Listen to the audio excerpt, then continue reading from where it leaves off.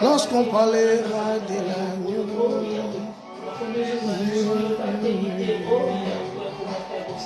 Moi t'adorer, moi t'adorer.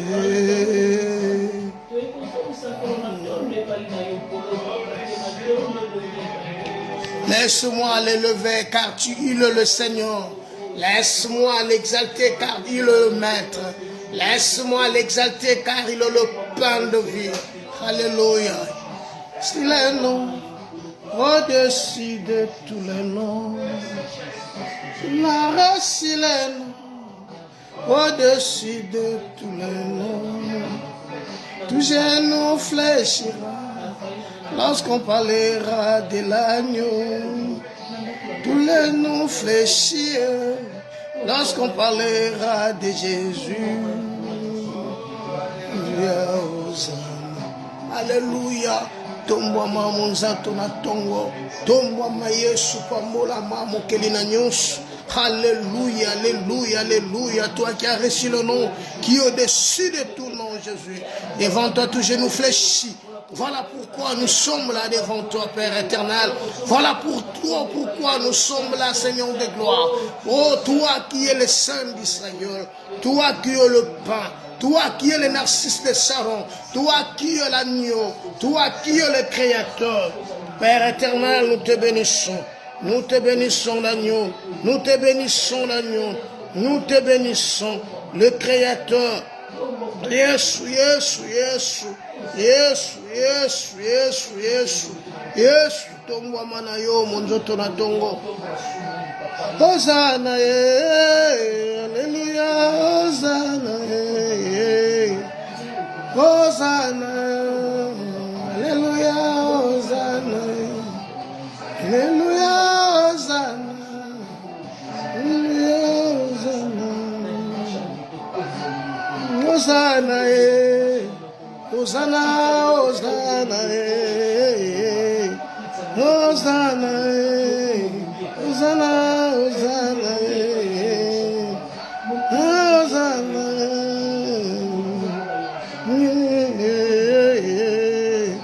na Hosanna, na Hosanna, Yahweh, na Hosanna. Hosanna netola manayo, Hosanna zona yorokum, Hosanna tombwama, Hosanna, Hosanna le Créateur, Hosanna l'admirable, Hosanna le plein de vie, Hosanna celui qui était, qui vit au siècle des siècles, Hosanna, Hosanna, Hosanna, Hosanna, béni soit ton nom, Hosanna, béni soit ton nom, Hosanna. Béni soit ton nom, Hosanna. Tu es redoutable, Hosanna. Mon âme t'éloue, mon âme t'exalte, Hosanna. Tu es le pain de la rédemption. Père, merci. Na Hosanna, Hosanna, Hosanna, Hosanna, Hosanna. Hosanna, Hosanna, Hosanna, Hosanna, Hosanna, Hosanna, Hosanna, Hosanna, Hosanna, Hosanna, Pambolama, Hosanna. Merci Père éternel, merci notre rocher, merci pour la paix, merci pour la tranquillité, merci pour tes bienfaits, pour tes hauts faits. Hosanna, Hosanna, Hosanna. Hosanna, nous t'exaltons. Hosanna, nous te disons merci. Hosanna, Hosanna, gloire à toi, Hosanna. Alléluia. Hosanna, merci. Alléluia. Hosanna. Alléluia. C'est lui qui vient au nom de l'Éternel. Alléluia. Bolama Hosanna. Alléluia. Bolama Hosanna. Uvandila kitile kina mukuzizo. Utombo yikole kama. Hosanna. Hosanna. Hosanna. Hosanna. Hosanna. Hosanna. Hosanna. Hosanna.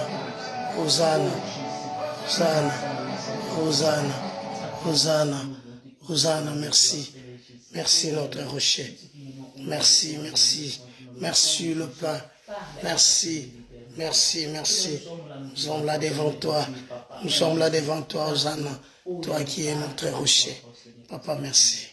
Papa, merci. Papa, merci. Papa, merci. Papa, merci. Papa, merci. Merci. Merci, merci. Jésus, nous te louons. Nous recommandons ces moments entre tes mains. Que tu sois notre Dieu. Toi qui commences et qui termine, achève et qui termine avec nous. Dans le nom de Jésus. Bonjour et shalom, mes bien-aimés frères et sœurs en Christ. Que le Seigneur, l'Éternel Dieu soit béni. C'est lui qui vit éternellement. C'est lui qui contrôle toutes choses. C'est lui qui fait toutes choses bonnes à son temps. Bien-aimés, la dernière fois que nous sommes passés ici, pour nous parler encore de la part du Seigneur, bien-aimés, nous avons parlé de notre thème qui est intitulé « Pourquoi seulement moi ?» Pourquoi seulement moi?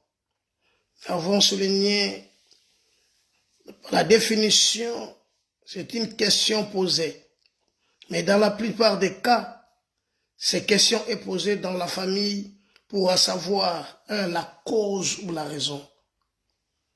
La deuxième question, dans quelle intention? Donc pour savoir laquelle parfois la souffrance en dire tellement, tu cherches la solution et tu n'as pas de solution. Voilà pourquoi cette question est posée. Tellement la souffrance en dirait, tellement beaucoup de problèmes, tellement que tu n'as pas de solution.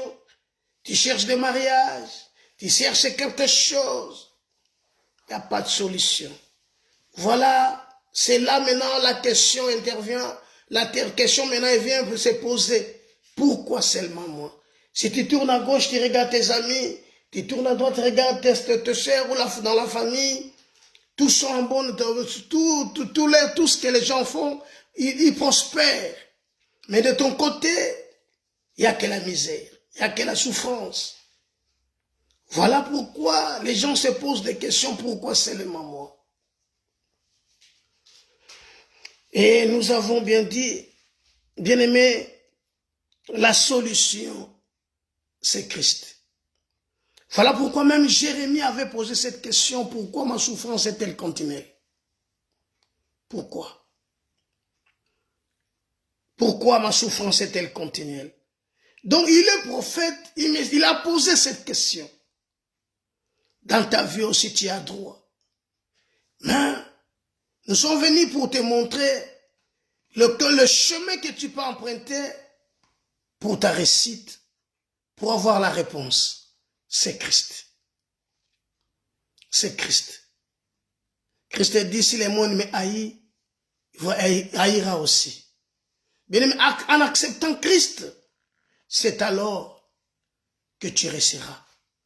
C'est alors que tu auras la solution. Bien aimé, ta réponse est simple. Si tu veux réussir, c'est simple. Il s'agit de te rattacher à l'Éternel selon Jérémie chapitre 15, verset 19. Rattache à l'Éternel de ce que tu vois avec tes yeux est précieux. Comme je cite le mariage et autre chose. Si tu te rattaches encore à l'Éternel, bien aimé, tu auras la paix. Ainsi, tu vivras plus que les autres. Tu vivras plus que les autres parce que le Seigneur fera de toi un homme à part, un homme de distinction ou une femme de distinction. L'Éternel fera de toi ce qu'il a pu, ce qu'il a préparé, car la Bible dit, je remplacerai les années qu'ont dévoré les sauterelles, la grande armée que j'ai envoyée vers toi. Donc le Seigneur remplacera dans ta vie, remplacera tout ce qui est détruit. Tout ce qui est détruit dans ta vie, le Seigneur est capable de le remplacer. Si seulement si tu crois à la parole de Dieu. Merci, chers bien-aimés, frères et sœurs en Christ. Aujourd'hui, nous sommes là aussi le dimanche 8 décembre pour parler de notre thème intitulé « Le chemin de la délivrance ». Le chemin de la délivrance, par définition, le chemin, c'est une route pratique pour communiquer. Pour aller à un autre, à un lieu ou à un autre. Le chemin, c'est une route pratique pour communiquer ou pour aller dans un lieu ou dans un autre lieu. Voilà le chemin, par définition, je répète, route pratique pour communiquer, pour aller dans un lieu ou à un autre. Et la délivrance, c'est une action de délivrer quelqu'un de quelque chose ou résultat de cette action. Mes chers bien-aimés frères et sœurs, qu'il s'agisse de la libération d'un individu ou de l'affranchissement d'un peuple. Donc tout un peuple peut être affranchi ou être délivré si seulement si ils empruntent ce chemin-là. Voilà, bien-aimés, ici nous parlons de notre thème et nous venons de donner l'explication de notre chemin de délivrance. Bien-aimé, le chemin peut être le moyen que Dieu peut utiliser pour t'échapper de tes ennemis. Dieu peut placer un chemin devant toi pour te faire échapper de tes ennemis. À savoir, le monde est à Dieu, mais il est sous pouvoir du malin. Shalom, shalom, maman, shalom à tout le monde qui va nous suivre. Bien-aimé, le chemin peut être le moyen que Dieu peut utiliser pour t'échapper de tes ennemis. Aujourd'hui, avec la technologie avancée, nous avons aujourd'hui des GPS qui peuvent te faire échapper pendant si les gens, si la police font les contrôles. Peut te dire de prendre notre chemin. Or, si le monde le fait, il y a un Dieu dans le ciel qui peut le faire plus. Tu peux nous dire que non, moi je n'ai pas besoin de la délivrance. Je suis déjà délivré. Oui, je te crois. Mais dans nos vies, nous avons tous besoin de la délivrance. Je ne te dis pas d'aller dans une église chez un prophète, de te oindre d'huile, mais je te parle de la véritable délivrance. Matthieu chapitre 7. Matthieu chapitre 7, verset 13 au verset 14. Nous lisons la parole de Dieu. Matthieu chapitre 7. Matthieu chapitre 7, verset 13 au verset 14. Nous écoutons la parole de Dieu. La lecture. Matthieu chapitre 7. Entrez par la porte étroite. Oui. Car la large est la porte spacieuse et le chemin qui mène à la perdition. Et il y en a beaucoup qui entrent par là. Mais étroite est la porte, resserré le chemin qui mène à la vie. Et il y a peu qui le trouvent. Entrez par la porte étroite. Bien-aimés, nous sommes dans le livre de Matthieu chapitre 7.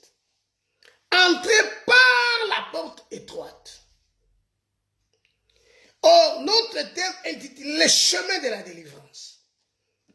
Mes frères bien-aimés, ici, la Bible, dans ce contexte, il nous parle de deux chemins.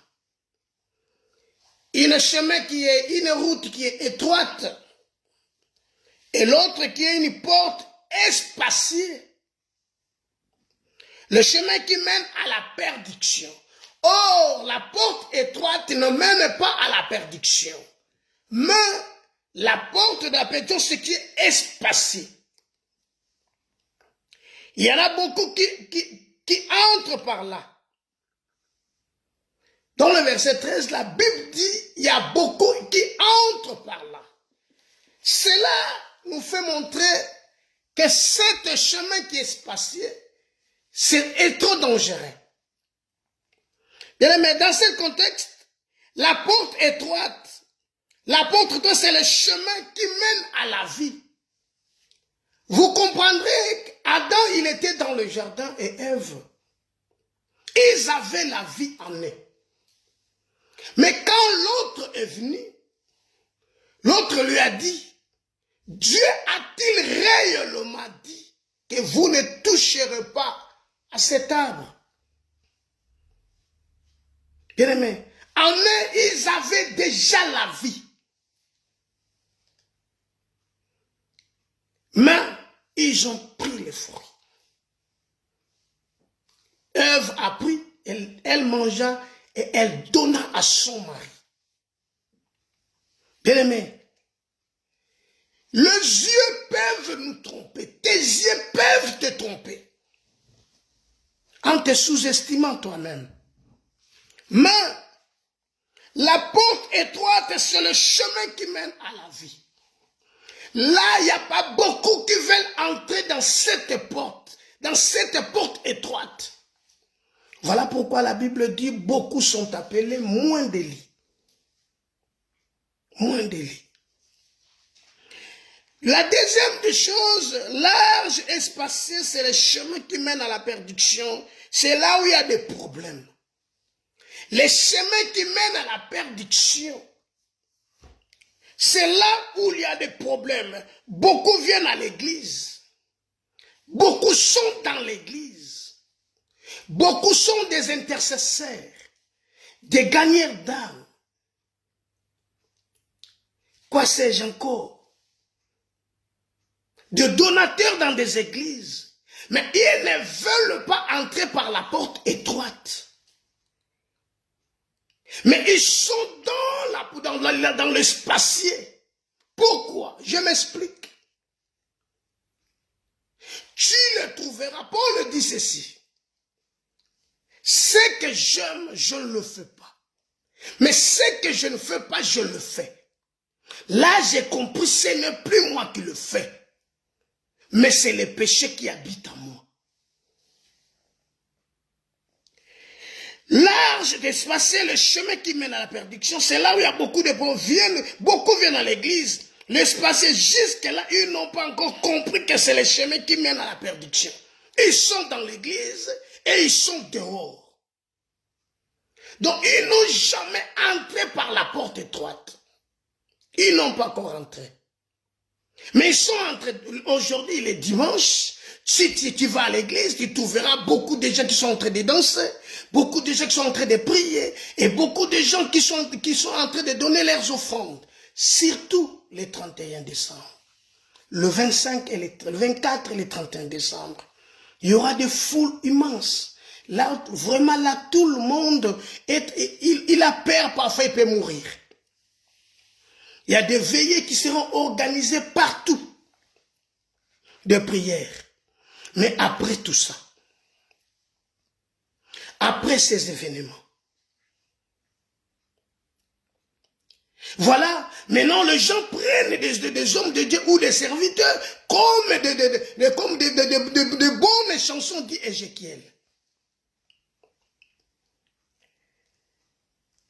Jusque-là, ils ne comprennent pas. Ils vont dans les églises, mais ils veulent faire ce que leur cœur leur dit de faire. Nous les appelons des chrétiens. Mais au fond, est-ce qu'ils sont des chrétiens? Parce que la parole nous dit, entrez par la porte étroite. C'est ça que Christ nous dit. Donc le Seigneur nous interdit de ne pas entrer par la porte qui est spacée, la route qui est spacée. Là, il y a toujours de pleurs. Là, c'est spacé, beaucoup qui le prennent. Mais c'est un espace, c'est une route qui amène à la perdition. Vous comprendrez, Paul le dit dans Galates. Galates qui vous a fasciné. Après avoir commencé par l'esprit, voulez-vous en finir par la chair? C'est quoi? Après avoir commencé par l'esprit. Bien-aimé, je vais prendre un exemple d'Israël. Vous savez, le jour où Moïse s'est présenté devant Israël, devant les anciens et devant son peuple, ils étaient très contents de sortir, de quitter l'Égypte. Bien-aimé, Moïse, tout le manœuvre qu'il faisait devant Pharaon, pour Israël, tellement ils ont beaucoup souffert. Ils ont décidé de quitter l'Égypte. Bien-aimé, le problème, ce n'est pas de quitter l'Égypte. Mais le problème, c'est d'obéir à ce que Dieu, à ce que le Père nous dit de faire. Voilà pourquoi ce n'est pas ce qui est écrit dans vos Bibles. Un fils honore son père. Un fils honore son père. Et si je suis père, où est l'honneur qui m'est dû? Mes frères bien-aimés dans le Seigneur, comprenez que ce jour-là, Israël est sorti. Israël est sorti, mais leur sortie, bien aimé, les problèmes, quand ils sont arrivés devant la mer Rouge, ils ont pensé au concombre. Voilà un jour Dieu regretta d'avoir créé l'homme. Il dit car la pensée de l'homme n'est que mauvaise. Dieu te dit, entrez par la porte étroite, car large est espacé beaucoup. Cette route-là, elle mène à la perdition. Le cœur de l'homme est tortueux, qui peut le connaître. Mes frères, voilà en d'autres termes, le chemin de la liberté. L'Église aime le chemin de la liberté. Ils vont dans les églises, prier, donner les offrandes, donner la dîme, aller à l'intercession.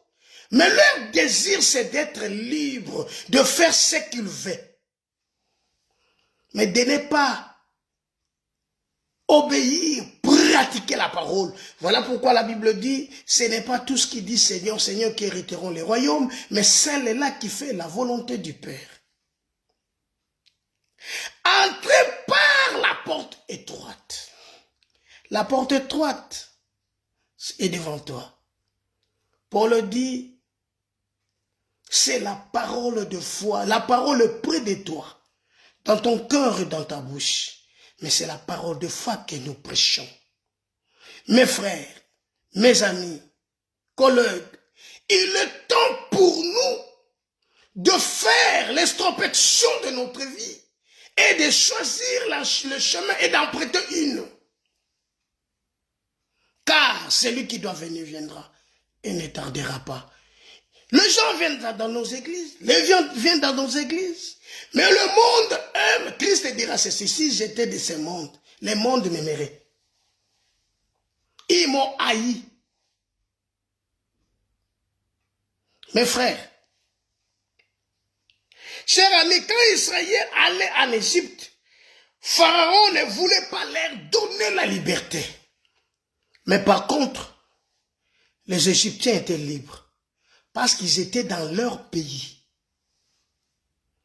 Voilà pourquoi la Bible nous dit, vous verrez de nouveau la différence entre ceux qui servent l'Éternel et ceux qui ne le servent pas. Bien-aimés, les Égyptiens étaient libres dans leur pays parce qu'ils sont libres. Pourquoi ils sont libres? Parce qu'ils sont sous la domination de leur roi. Ils peuvent faire ce qu'ils font. Ils peuvent danser comme ils le veulent. Ils sont dans leur pays.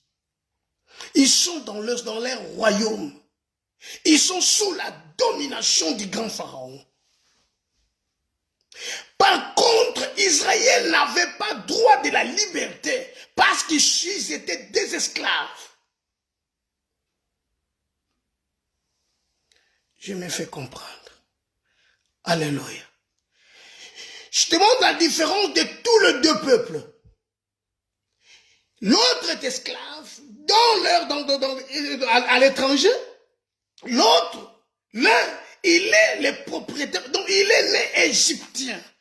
Mais comme il est sous la domination du roi, il obéit à ce que le roi lui dit. Tout ce que le roi dit, il obéit, il le fait. Et pour eux, il n'y a pas de problème. Mais Israël ne pouvait pas faire ce qu'ils font. Parce qu'il faut qu'il y ait une différence. Mais par contre, les Égyptiens étaient libres, certes, parce qu'ils étaient sous la domination du Pharaon. Bien aimé, la porte étroite, nous avons l'obligation d'emprunter cette porte étroite. Là, reprends un peu le verset 13. Verset 13. Entrez par la porte étroite. Entrez par la porte étroite. Car large est la porte spacieuse. Car large est la porte espacieuse. Et le chemin qui mène à la perdition. Le chemin qui mène à la perdition. Mes frères, n'empruntez pas cette porte qui est large. N'empruntez pas. Les prédicateurs sont en train de le dire, de prêcher dans des églises. Mais le problème, c'est qui écoute. La Bible dit, Jacques dit ceci. Ne vous bornez pas à écouter, mais mettez la parole de Dieu en pratique. Ne vous bornez pas à écouter. Il est temps pour nous, mes frères bien-aimés, de changer nos vies, de s'accrocher à la parole. Exode chapitre 14. Exode chapitre 14. Exode 14, verset 10. 10 à 14. Exode chapitre 14, verset 10 au verset 14. Pharaon approchait. Pharaon approchait. Les enfants d'Israël levèrent les yeux. Les enfants d'Israël levèrent leurs yeux. Et voici les Égyptiens étaient en marche derrière eux. Alléluia. Leur joie a changé en tristesse. Pourquoi? C'est parce qu'ils ont vu Pharaon. Ils ont vu le char de Pharaon. Or, pendant leur sortie, ils étaient dans la joie de quitter l'Égypte. Bien-aimé, David dit, je suis dans la joie quand on me dit, allons dans la maison de prière. Tout le monde est dans la joie quand on nous dit d'aller dans la maison de prière. Mais le grand problème, c'est que tu vas croiser un chemin. Israël était dans la joie de quitter l'Égypte, d'aller de retourner dans son pays, de retourner chez eux. Comprenez que nous sommes sortis de l'éternité et nous allons retourner à l'éternité. Nous ne sommes pas de ce monde, dit la parole de Dieu, car nous sommes des passagers et des voyageurs. Voilà pourquoi le maître nous dit d'emprunter la porte étroite, car large est espacé. Israël, ils sont là, dans leur joie de quitter l'Égypte. Mais leur joie a changé en tristesse à cause des chars de Pharaon. À cause des problèmes que tu es en train d'endurer. C'est ça qui te pousse d'emprunter l'autre chemin. Comprenez le verset 10. Le verset 10. Répète un peu ce verset.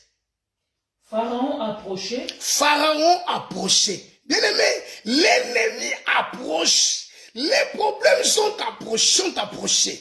Tu as bien quitté, tu as écouté, tu as emprunté le chemin. Mais le grand problème, quand Pharaon approchait, yoka Bible le biboyi, wolo nyonso ba mekaka yango pona koyeba ngo ezala wolo fele kala moto. Maintenant par les chemins que bango bazotambola, ils ont croisé les chars des frères. Continue le verset. Les enfants d'Israël levèrent les yeux.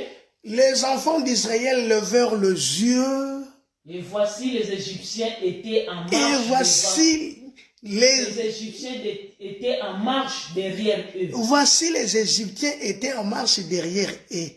Qui t'a dit de regarder en arrière? Qui t'a dit de regarder en arrière? Bien-aimé, regarder en arrière, tu vas comprendre, tu vas voir des choses. Tu seras comme la femme de Lot. Comme ils ont levé les yeux, ils ont regardé en arrière. Or, nous ne sommes pas de ceux qui, Paul le dit dans le livre des Hébreux, nous ne sommes pas de ceux qui se perdent, de ceux qui se perdre, mais nous sommes de ceux qui avancent. Mais ils ont regardé en arrière. Et quand ils ont regardé en arrière, ils ont vu maintenant le char et les Égyptiens avancer. Verset 11. Ils dirent à Moïse. N'y avait-il pas de sépulcres en Égypte? Y avait-il pas de sépulcres en Égypte? Pourquoi? C'est parce qu'ils ont regardé en arrière.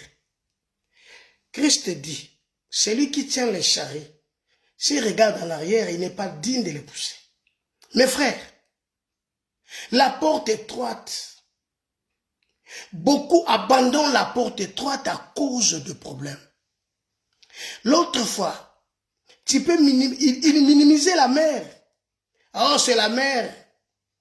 Rien de plus. Mais cette mer-là, plus tard, était devenue la mer de délivrance. Bien-aimé, voilà maintenant, je te dis, Israël sortait, ils étaient joyeux, mais lorsqu'ils ont vu les chars de Pharaon, la joie a changé en tristesse. Ils ont maintenant commencé à se tourmenter, à se poser des questions. C'est ça qui se passe aujourd'hui dans ta vie. Lorsque j'étais là, j'étais bien. C'est parce que tu es en train de regarder en arrière. C'est parce que tu es en train de goûter ce qui est en arrière. C'est parce que tu as regardé et tu as commencé à convoiter les autres. Pourquoi pas moi? Mes frères, quand ils ont regardé en arrière, ils ont vu les chars. Ils ont dit à Moïse, y avait-il pas de sépulcres en Égypte? Continue. Sans qu'il fût besoin de nous mener mourir au désert. Donc, en d'autres termes, si tu nous as laissés là-bas en Égypte, nous allons mourir parce qu'il y avait des sépulcres. Mais ici, il n'y a pas de sépulcres. Nous serons enterrés où? Parce qu'il y a l'ennemi qui vient. Voilà ce qui te fait maintenant de rentrer, d'emprunter ce chemin qui mène à la perdition. C'est la tristesse, c'est le raisonnement, c'est la peur, c'est le manque de foi. Bien-aimés, la joie a changé en tristesse. Ils ont maintenant commencé à se tourmenter. Mais devant la mer Rouge, bien-aimés, ils étaient là. Verset 12. N'est-ce pas là? C'est ce que nous te disions en Égypte. C'est ça. Laisse-nous servir les Égyptiens. Laisse-nous servir les Égyptiens. Nous sommes habitués à la souffrance. Nous sommes habitués. Pourquoi tu nous as amenés ici, dans le désert? Ici, il n'y a pas de concombre. Il n'y a rien à manger. Il n'y a pas non plus d'eau. Bien-aimés, les chars et les armes sont fondés pour la guerre, fabriqués pour la guerre. Mais la délivrance vient de l'Éternel. Notre thème est intitulé « Les chemins de la délivrance ». Bien-aimés, pendant qu'ils étaient là, ils sont appelés enfants d'Israël. Toi, tu es fils de Dieu. C'est parce que tu as emprunté le chemin étroit. Mais il y a quelque chose que tu es en train d'oublier. C'est parce que tu es en train de regarder en arrière. Le pensée, le raisonnement, tout ce que tu es en train de faire, ça ne vient pas de celui qui nous a appelés. N'est-ce pas tel que qu'est-ce que vous... Parce qu'ils ont maintenant peur de mourir. Paul dit la mort nous inquiète. C'est un bénéfice. Mais pour eux, nous allons mourir dans le désert. Parce que derrière nous, verset 13. Moïse répondit au peuple. Moïse répondit au peuple. Ne craignez rien. Ne craignez rien. Restez en place. Restez en place. Et regardez la délivrance. Et regardez la délivrance va vous accorder en ces jours. Restez en place. Mes frères, Paul dit qui nous séparera de l'amour du Christ. Ça sera la mort, la famine. Bien-aimé, il y a déjà ebele na batu lelo batiki nzela ya Nzambe. Ba prente espacé. Balandi route espacé. À cause, il y a pas de problème. À cause, il y a manque de foi. À cause, il y a nzala. Ils sont en train de jeûner 40 jours et 40. Bazo que là, là, église, mais il n'y a pas de délivrance. Mais, eloko babo sene zamoko. La Bible dit, mon fils, donne-moi ton cœur. Bien aimé, kopé samoté, mais pas une ensemble. C'est ça la vie. Il n'y a pas grand chose que Christ nous demande. Mais notre problème, nous sommes en train de regarder en arrière. L'air et joie a changé. Pourquoi? C'est parce qu'ils sont en train de regarder en arrière. Cher ami Israël, par contre, bazala qui n'a joie à quitter l'Égypte. Quelle joie. Quelle joie. Mais je suis venu te dire cet après-midi. Restez en place. Restez en place. Et vous verrez la délivrance que l'Éternel va faire pour vous. Qui nous séparera de l'amour du Père? La délivrance, c'est la parole qui est près de toi. Dans ta bouche, c'est près de toi. Mon frère, ne regarde pas l'âge. Mon frère, ne regarde pas le temps. Il est le maître des temps et des circonstances. Il est le Seigneur Dieu Tout-Puissant. Il fait toutes choses à merveille. J'aime la parole qui nous dit, l'Éternel nous fait rajeunir comme de jeunes leugles. Voilà pourquoi il te rappelle encore ces choses. Entrer par la porte étroite. Toi qui étais sorti. Toi qui es allé vers le chemin qui mène à la perdition. Le Seigneur te rappelle et le Seigneur t'appelle. Viens. Viens. Il n'y a rien du bon là-bas. Viens. C'est le chemin qui mène à la perdition. Bien aimé. Mais devant la mer Rouge, le grand problème, Israël a tremblé devant la mer Rouge. Malgré l'homme de Dieu leur avait dit, restez. Verset 14 nous dit, l'Éternel combattra pour vous. L'Éternel combattra pour vous. Et vous gardez le silence. Et vous gardez seulement le silence. Israël, c'est toi maintenant Israël. Pourquoi tu es en train d'abandonner la parole de Dieu? Pourquoi tu es en train de négliger la parole de Dieu? Pourquoi? Aller à l'église, c'est une bonne chose. Mais j'aime Josué quand il a dit que ce livre de la loi ne s'éloigne point de ta bouche. Médite-la jour et nuit. Médite-la jour et nuit. C'est enfin que tu réussiras. Ne te détourne ni à gauche ni à droite. Regarde, fixe tes yeux vers la croix. Bien-aimé, il tremblait devant la mer Rouge. Mais voilà, la mer Rouge, c'est la solution. Gens que tu négliges, aujourd'hui, il ne faut pas négliger quelqu'un. Des gens que tu es en train de négliger parfois dans la vie. Les gens que tu es en train d'injurier dans la vie. Les gens que tu es en train de dire n'importe quoi dans la vie. Tu ne sais pas demain. Parfois, c'est eux qui seront ta délivrance. Parfois, c'est eux qui vont t'aider. Ne néglige personne. Ne néglige personne dans la vie.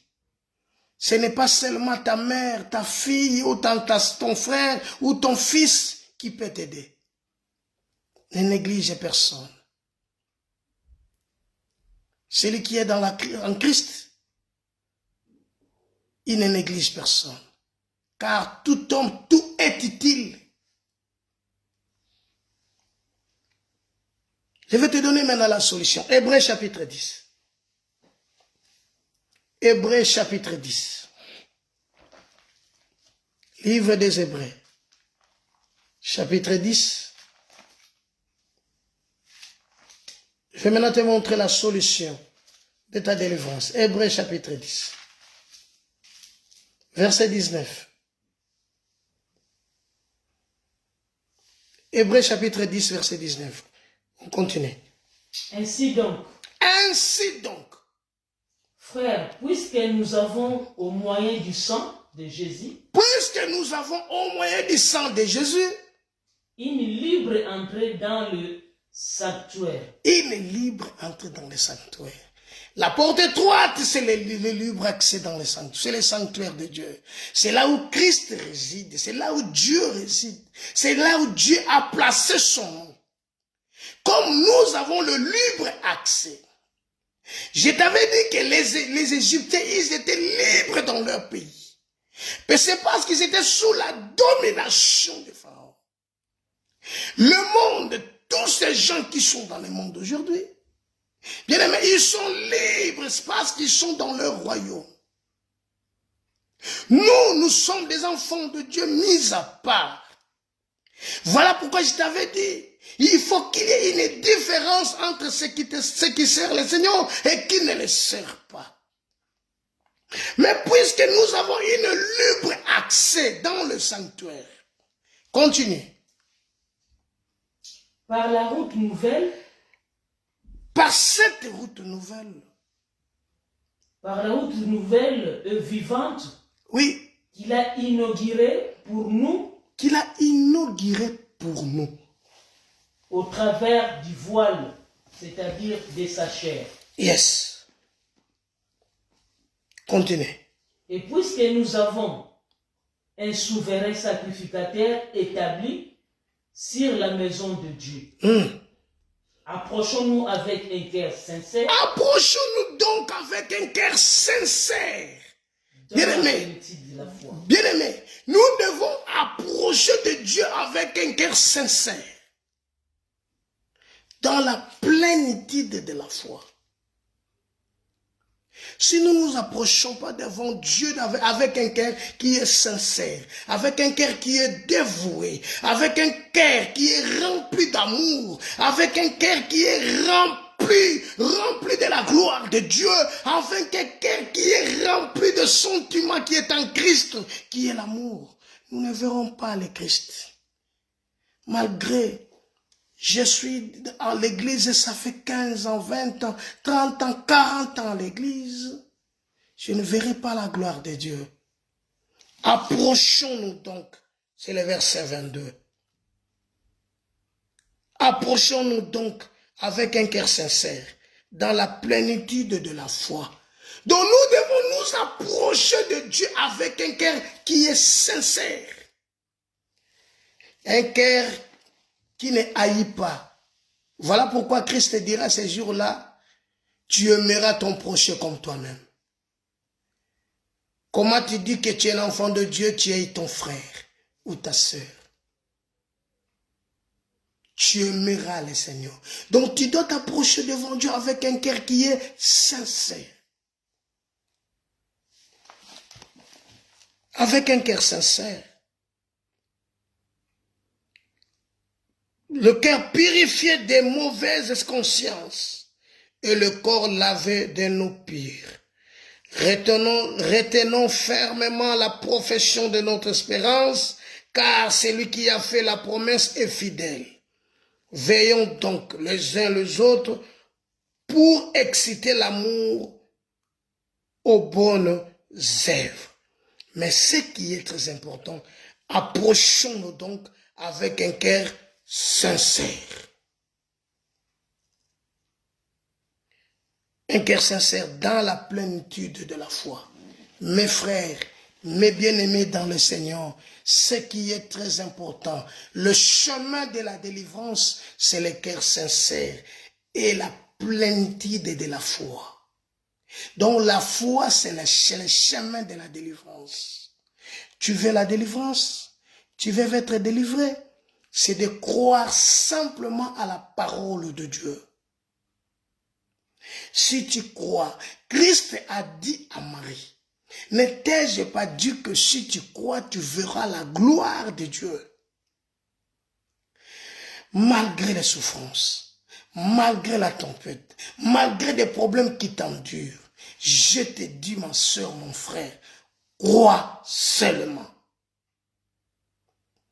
Crois seulement. Mes bien-aimés, le chemin qui mène de la délivrance, c'est Jésus-Christ. Et si tu donnes ton cœur à l'Éternel, et si tu crois au Seigneur, tu dois traverser la mer Rouge. Quelles que soient les situations, quels que soient les problèmes, mais si tu donnes ton cœur à Christ, tu vas traverser la mer Rouge. Tu seras de l'autre côté. Le Seigneur a besoin de toi. Le Seigneur a besoin de moi. Le Seigneur nous aime. Voilà le chemin de la délivrance. Ce n'est pas que les gens viennent prier pour toi. Ce n'est pas qu'ils vont déverser 5 litres d'huile d'onction sur ta tête. D'huile d'olive, pardon, sur ta tête. Même s'ils le font. Mais si dans ton cœur tu ne le crois pas. Bien aimé, tout ça c'est nul. Même s'ils prient pour toi. Tu tombes, tu te relèves, tu tombes. Le problème, c'est le résultat. Mais, si tu donnes ton cœur à Dieu, si nous approchons de Dieu avec un cœur sincère, nous hériterons le royaume. Et le Père sera de notre côté. Et nous serons appelés fils des Très-Hauts. Le Seigneur a besoin de nous. Le Seigneur a besoin de toi. Le Seigneur te tend la main. Il t'appelle. Bien-aimé, la délivrance, c'est le problème de te retourner en soi-même. Voilà pourquoi la Bible dit, déchirez vos cœurs et non vos vêtements. Il est temps de déchirer ton cœur. Il est temps d'abandonner le route qui est spaciée. Large et spaciée. Mais le chemin qui mène à la délivrance, le chemin de la délivrance, c'est la foi. La foi, c'est d'emprunter la porte étroite, là où Christ est Seigneur, là où Christ est roi dans son royaume. Voilà pourquoi il dira à Israël, le royaume de Dieu vous sera enlevé et donné à une nation qui emportera les fruits. Et cette nation, c'est toi. C'est toi. Crois seulement. Crois seulement. J'aime Christ quand Paul, quand il dit, comment invoquera-t-il à celui qui n'a pas cru? Les gens se penchent à la prière. Vous passez 4 heures du temps à la prière. Oh, tu n'as pas encore cru. Romains chapitre 10. Comment invoquera-t-il à celui qui n'a pas cru? Bien aimé. Et comment les gens vont croire s'il n'y a personne qui prêche? Romains chapitre 10, verset 14, bien aimé, la prière c'est une bonne chose. Mais la prière ne paye pas. C'est la parole qui délivre. C'est la parole qui sauve. C'est la parole qui restaure. C'est la parole qui donne la vie. C'est la parole qui sanctifie. C'est la parole qui justifie. C'est la parole qui élève. Si tu t'approches, approchons-nous donc d'un cœur sincère. Approchons-nous. Il est temps de nous approcher. Il est temps. Il est temps. Prends ta décision. Il est temps d'abandonner tout ce que tu fais. Il est temps d'abandonner le monde. Il est temps d'abandonner tes vieilles habitudes, les anciennes habitudes. Il est temps d'abandonner de mauvaises compagnies. De t'attacher à la parole. Car la Bible dit, les mauvaises compagnies corrompent de bonnes mœurs. Approchons-nous donc. Approchons-nous, afin que notre joie soit parfaite. Afin que notre joie soit parfaite. Voilà, bien-aimés frères et sœurs en Christ. Que Dieu te bénisse. Le chemin de la délivrance, c'est la foi. La foi. Voilà pourquoi la Bible dit, la foi c'est une ferme assurance. Une démonstration des choses qu'on espère, mais qu'on ne les voit pas. Une ferme assurance. Une démonstration des choses qu'on espère, mais qu'on ne les voit pas. Bien-aimé, si tu crois, tu verras la gloire de Dieu. C'est ainsi, bien-aimé, que tu seras sauvé. Le Seigneur te bénisse, que le Seigneur te justifie, que le Seigneur te rende capable. Bon dimanche et bon après-midi. Que le Seigneur le Seigneur te protège. Que la semaine que nous venons de commencer aujourd'hui, c'est une semaine bénie dans le nom de Jésus. Seigneur, je bénis ta parole, je bénis ton peuple, je les sanctifie par ta parole dans le nom de Jésus-Christ. Amen. Que Dieu te bénisse, que Dieu te sanctifie, que Dieu te justifie. Ma mémérance, bon dimanche et à tout le monde qui va nous suivre. Bon dimanche à tous et amen. À la dimanche prochain. N'oublie pas, nous avons maintenant un autre programme chaque mardi et chaque vendredi à 18 h. Nous avons l'intercession. Si tu veux entrer dans cette communion ou prier ensemble avec nous chaque mardi à 18 h, chaque vendredi à 18 h, bien aimé, tu peux être connecté car à partir de mardi, nous serons connectés à 18 h par le moyen de Facebook, réseaux sociaux, Facebook, Instagram ou autre chose. Que Dieu d'Israël vous bénisse.